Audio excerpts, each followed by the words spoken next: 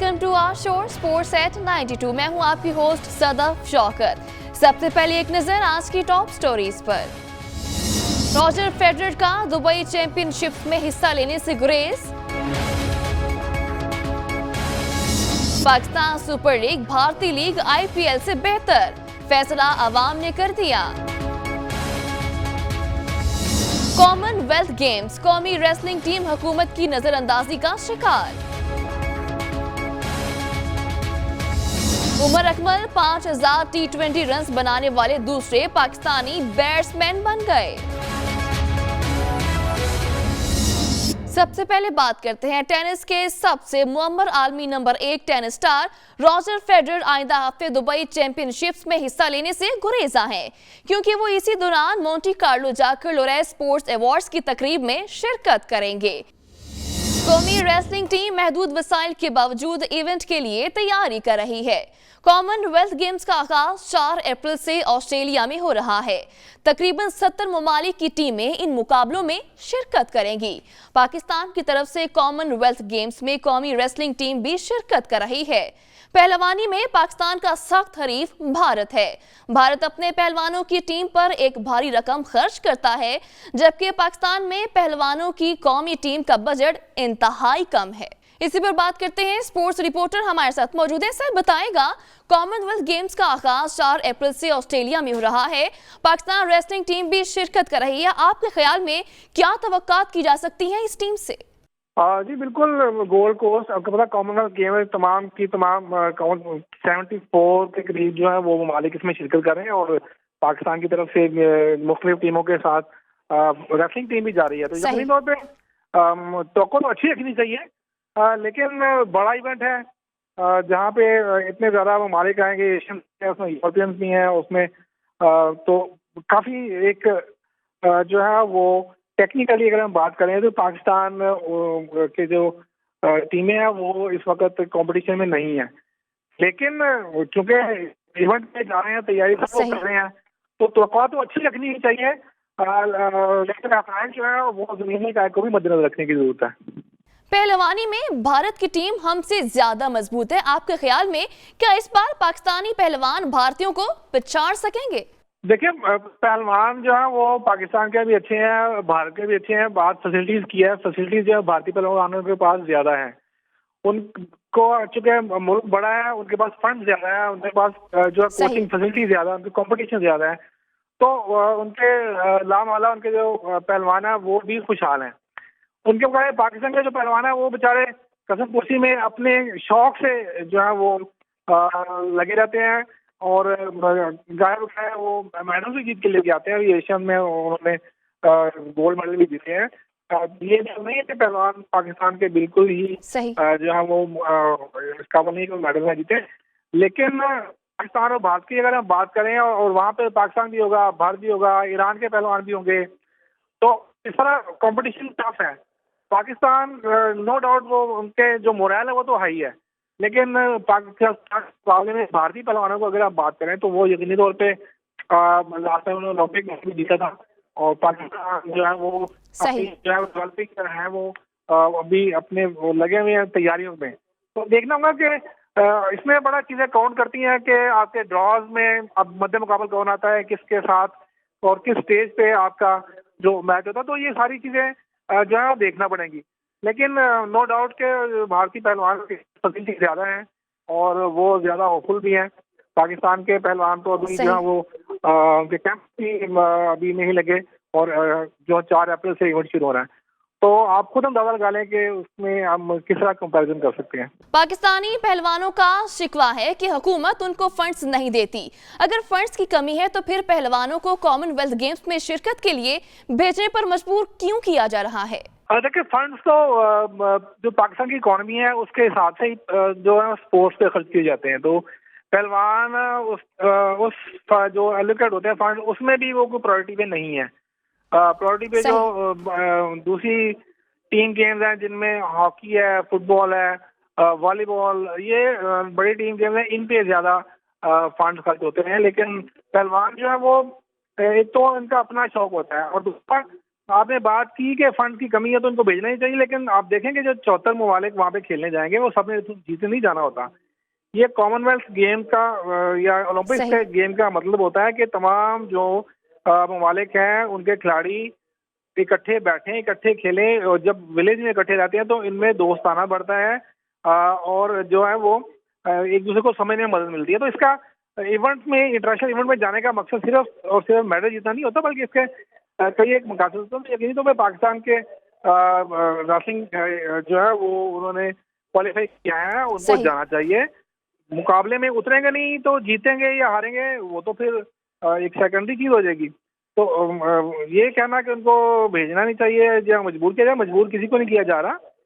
पाकिस्तान के पहलवान हैं, उन्होंने क्वालिफाई किया हुआ है और मेरे ख्याल में उनको बिल्कुल जाना चाहिए और वो जाएंगे, और बड़े होपफुल हैं। और भी हम बात कर रहे थे उनके कोच से भी, सही। पाकिस्तान जो रेसलिंग फेडरेशन है उनके जो सेक्रेटरी हैं वो भी बड़े वाइब्रेंट हैं। तो अब्दुल सत्तार जहाँ वो भी कह रहे थे कि हमारे पहलवान अच्छे हैं, इनको जाना चाहिए, जाएंगे और यकीनी तौर पे जो है वो मेडल लेके आएंगे। तो वो, लेकिन इसके बावजूद कोई मेडल जीते ना जीते, इंटरनेशनल इवेंट्स में पार्टिसिपेट करना, मुल्क को वहाँ पे इंट्रोड्यूस कराएंगे। जो भी जाता है सही। एथलीट, वो मुल्क का जो होता है वो सफीर होता है। तो आपकी नुमाइंदगी तो होनी चाहिए। ये कहते ना कि हम जीतेंगे नहीं तो हमें जाना नहीं चाहिए, मेरे ख्याल ये कोई ज़्यादा मौजूद बात नहीं है। खिलाड़ी हमेशा हुकूमती इकदामात से खफा नजर आते हैं। आपके ख्याल में क्या हुकूमत वाकई खिलाड़ियों के लिए इकदामात नहीं करती? देखिए, हुकूमती जो प्रायोरिटीज है वो पाकिस्तान में स्पोर्ट्स नहीं है, ये तो एक डेफिनेट चीज़ है। लेकिन सही। अगर आप कहेंगे कि क्यों नहीं करती, ये अब एक मुश्किल सवाल है। लेकिन ये बात तय है कि पाकिस्तान हुकूमत की प्रायोरिटी स्पोर्ट्स नहीं है। जब स्पोर्ट्स नहीं है तो पहलवानी या जो दूसरी छोटी गेम है वो तो बिल्कुल ही गायब हो गई। लेकिन ये है कि पाकिस्तान के जो जितने फंड्स हैं उसमें ही आपने खेलें करनी है, उसी में आपके जो 29 से 30 डिसिप्लिन है मुख्तलिफ, सही। उनके खिलाड़ियों को आपने पैटर्नाइज भी करना है, उनके कैंप भी जाने हैं, उनकी कोचिंग भी करनी है। इसके लिए पाकिस्तान ओलंपिक एसोसिएशन बाद औक़ात उनकी मदद करती है। वो दीगर मालिक से अपने फंड इस्तेमाल करके कोचेज मंगा के भी इनके खिलाड़ियों को कैंप में जाते हैं। तो यकीनी तौर पे पाकिस्तानी खिलाड़ियों के लिए हालात तो मुश्किल हैं, लेकिन फिर भी जो है शौक जो होता है और जो सलाहियतें होती हैं खिलाड़ियों की, ये वो कौन सही। करती हैं। इसमें पैसा ज़्यादा जो होता है वो बिल्कुल, इस दौर में पैसे का इस्तेमाल जो है वो ज़ाहिर सी बात है, जब आप करते हैं तो उसके अच्छे आ जाते हैं। जब खर्च करेंगे, खिलाड़ी को देंगे, वो खुश होकर जो है वो खेलों में हिस्सा लेंगे। लेकिन इसके बावजूद तो फंड की कमी है, तो अगर आपका शौक है, आप में सलाहियतें हैं, तो फिर भी आप दुनिया में नुमाया मुकाम हासिल कर सकते हैं। तो यकीनी तौर पे पाकिस्तान की प्रायोरिटी नहीं है स्पोर्ट्स, लेकिन फिर भी हम जो है सही। अपने खिलाड़ियों को पूरी दुनिया में भेजते भी हैं, और कोशिश कर जितने फंड होते हैं उसके अंदर रह के तमाम फेडरेशन जो खिलाड़ी कोशिश करते हैं कि वो किसी न किसी तरह किसी इवेंट में जाके मेडल लेके आएँ। तो मेरे ख्याल में यही जो सूरत हाल है वो काफ़ी गंभीर है कि पाकिस्तान के पास फंड्स कम है, तो ज़ाहिर सी बात है फिर फेडरेशन को भी फंड्स कम ही मिलेंगे। सर, आपसे ये भी जानना चाहेंगे, पाकिस्तान में खेलों की टैलेंट के हवाले से आप किस हद तक पुरएतमाद हैं? देखिए, पाकिस्तान के अगर हम खिलाड़ियों के टैलेंट की बात करें तो दुनिया भर में ये चीज़ मानी जाती है कि पाकिस्तानी खिलाड़ी टैलेंट में, साइटों में किसी भी मुल्क से कम नहीं है। जैसे मैंने पहले कहा कि बात आ जाती है, आपने एक बुनियादी सलाहियत है, आप उसको निखारना है, आपने उसको पॉलिश करना है। उसके लिए जो इंफ्रास्ट्रक्चर होता है, जो फैसिलिटीज होती हैं, जो सहूलियात खिलाड़ियों को दरकार होती है, वो उसमें हम लैग करते हैं। तो अगर हम देखें, आप हॉकी देखें, आप क्रिकेट देखें, फुटबॉल में हमारे लड़के जो हैं वो जाके इस वक्त यूरोपियन लीग में भी खेल रहे हैं, मुख्तलिफ ममालिक में खेल रहे हैं। रेसलर हमारे वो टॉप क्लास हैं। लेकिन अब अभी हम बात कर रहे थे रेसलिंग की, तो पाकिस्तान के इनाम भट्ट हैं, उन्होंने हुकूमत पाकिस्तान से अपील की थी कि मुझे इनके 2-3 पहलवान साहब गैर मुल्की जो है वो कोचिंग से ट्रेनिंग के लिए बाहर भेजा, तो यकीनी तौर पे ओलंपिक्स के लिए और कॉमनवेल्थ गेम के लिए मेडल यहाँ जीत सकते हैं। लेकिन मसला फिर वही है कि क्योंकि प्रायोरिटी नहीं है, तो खिलाड़ियों की सलाहियतें बेचारी वो फिर एक हद तक तो वो अपने शौक से अपने घर वालों के अखराजात अफोर्ड करते हैं। फेडरेशन जितने जो भी होती हैं वो बेचारे कुछ ना कुछ स्पॉन्सरशिप जो वो लेके आते हैं और उनको वो सपोर्ट करते हैं। लेकिन सलाहियतों की बिल्कुल पाकिस्तान के खिलाड़ियों में कमी नहीं है। कमी है तो ट्रेनिंग की है, कमी है तो इंफ्रास्ट्रक्चर की है। और कमी है तो उनको पैटर्नाइज करने की है। ठीक है सर, बहुत शुक्रिया आपका। वक्त हुआ है शॉर्ट ब्रेक का, साथ रहिए।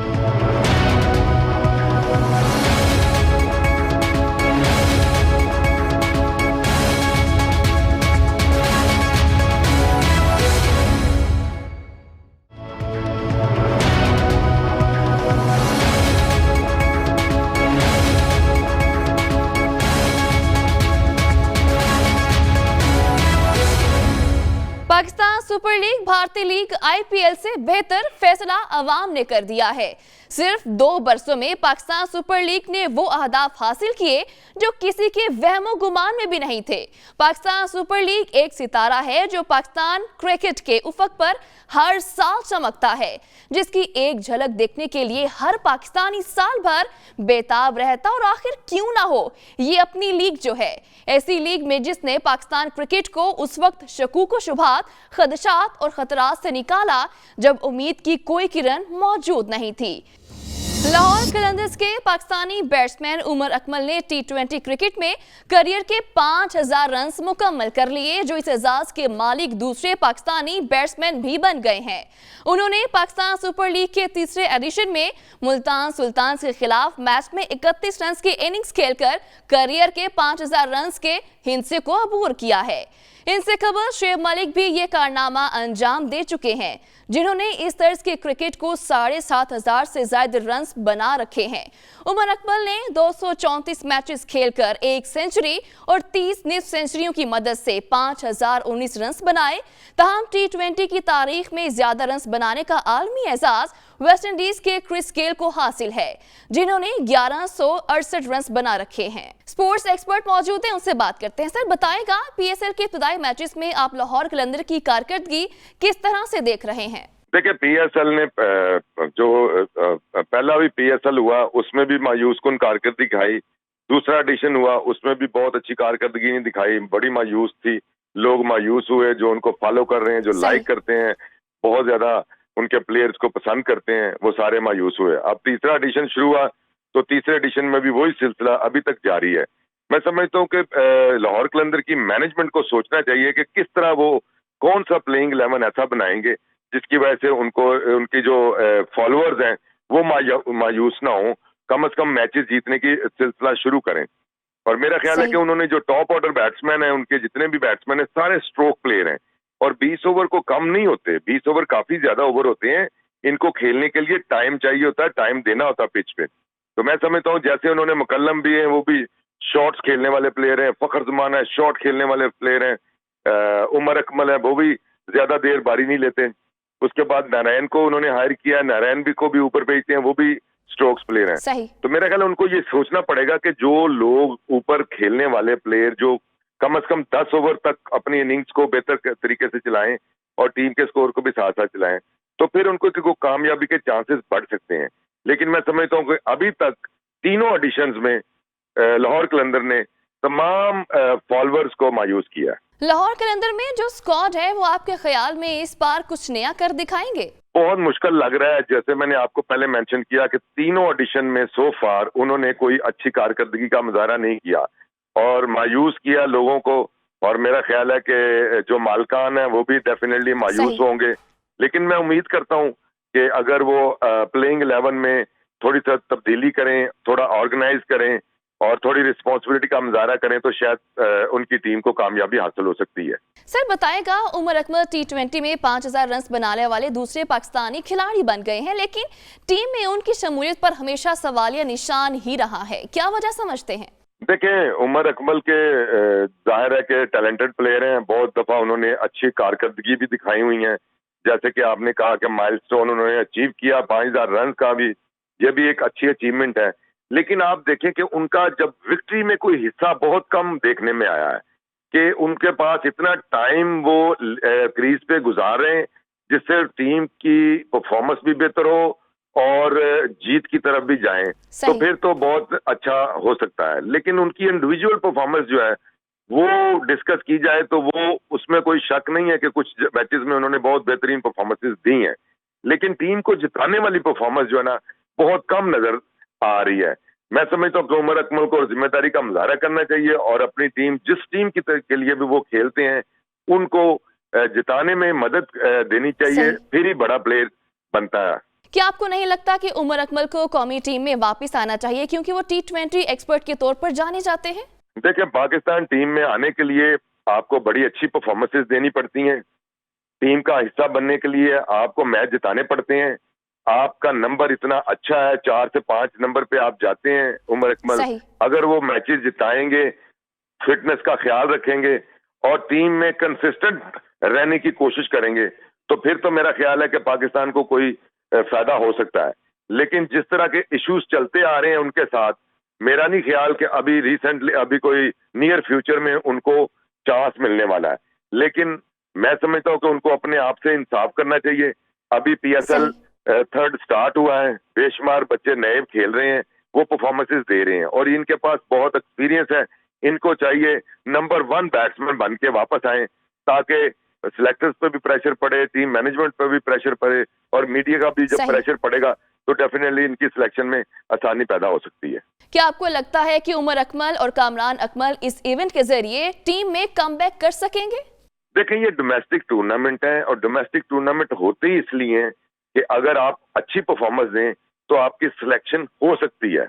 अब देखना यह है कि टीम मैनेजमेंट के माइंड में कौन सी चीजें चल रही हैं, उनके माइंड में कौन से प्लेयर जो है ना वो सामने उन्होंने रखे हुए हैं, पूल बनाया हुआ है जिसको उन्होंने फ्यूचर में खिलाना है। लेकिन इसमें कोई शक नहीं है कि ये यही प्लेटफॉर्म है जिसकी वजह से आप पाकिस्तान टीम का हिस्सा बन सकते हैं। ठीक है सर, बहुत शुक्रिया आपका। That's all from today. We'll catch up tomorrow. Till then, take care. Goodbye.